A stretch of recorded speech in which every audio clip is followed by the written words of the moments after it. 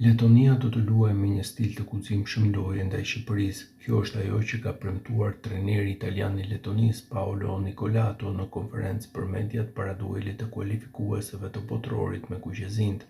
Kundërshtarët e nesërm janë në një nivel më të lartë në renditje.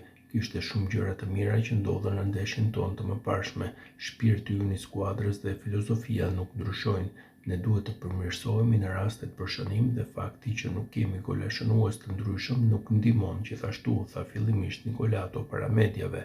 Ai theksoi se njihte mirë lojtarët e ekipit shqiptar dhe portierin Strakosha, i cili kishte luajtur në Itali.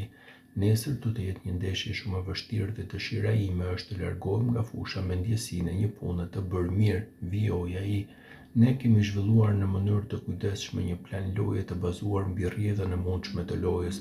Çelësi në fushë do të jetë cilësia dhe ne duhet ta tregojmë. Do të luajmë një ndeshje guximtare, pres që lojtarët të luajnë në mënyrë guximtare, të jenë aktiv dhe të tregojnë personalitetin në fushë, shpjegoi trajneri italian i Letonisë.